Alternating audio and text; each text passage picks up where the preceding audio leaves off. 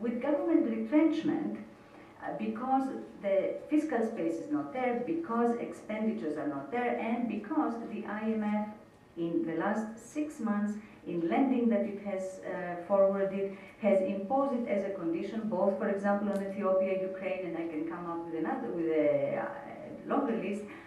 What they say is that within the year you have to balance your budget. So what does that mean? You have to have government expenditures be cut down. When that happens, we know from many crises that have occurred already that unpaid work burden on women expand. So here is yet another connection. I am going to skip the other two because other people are going to talk about it extensively among the presenters. And just to mention them, food security is an incredibly interesting and important issue for us to focus on. And employment and work opportunities that are dwindling away as demand for exports in particular is declining for many export-dependent countries. This shows simply, I will go very quickly over it, this simply shows the configuration of vulnerability of countries. When you have countries that are experiencing deceleration of growth for any of the reasons that we have talked about, and we will not have time, I will not have time to talk about the rest, and they are facing high poverty at the same time, it means that they have much higher exposure in terms of their vulnerability. So you take the world, and we can identify actually the countries that are going to need the most support. These are graphs that simply, this was information that simply shows that the current account balance and the external debt condition, including the reserve position of many countries, has been improving tremendously over the last 4 or 5 years. When you see these countries that have been improving tremendously, all of a sudden getting into trouble, that means that it is not their own doing. Something else is happening, and therefore the lending that they should be receiving should not come with conditionalities, just to strengthen and stress the point I was talking about earlier. Okay, so when it comes specifically to the gender paths of transmission of the crisis in the world, in the world of work for women, these are, I would say, 5 areas that are showing extraordinary vulnerability for women in particular.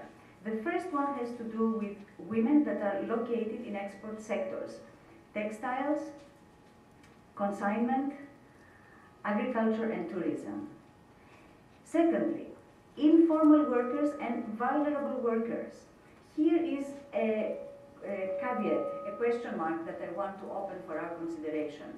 In the crisis, the Asian crisis 1997, actually women that were part of informal sectors were doing very well, especially in food production and as street vendors.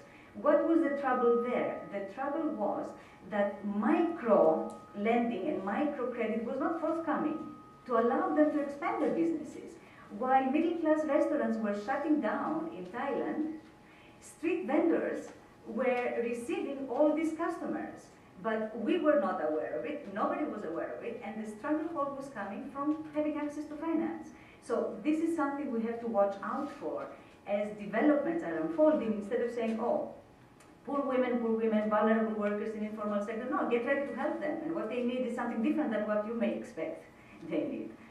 The next is the unpaid work and the invisible vulnerabilities that come from unpaid work. I will not go into details. We know who are the first to get taken out of school. We know who carries the burden of carrying the water, taking care of the ill and sick at home, and at times when government expenditures are declining, somebody has to pick up that burden, and it is women and it is girls that do that.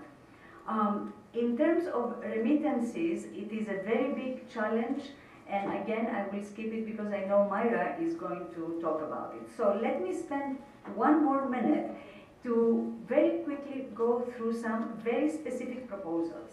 So what can we do about the challenge and the vulnerability that we call paid work in export sectors that is declining, as well as the generally declining growth?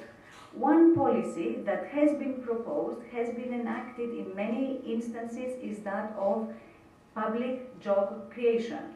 The Obama stimulus plan has it, but India has something called the National Rural Employment Guarantee Act, where people are guaranteed work.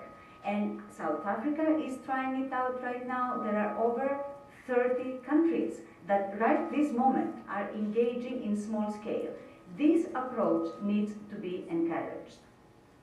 Microfinance needs to have access to credit, so that when we have all this excess liquidity hanging out there, give some of it to those that want it and are capable actually of pushing it through, because there are customers and clients that want to actually use that. Okay, I will have to stop here.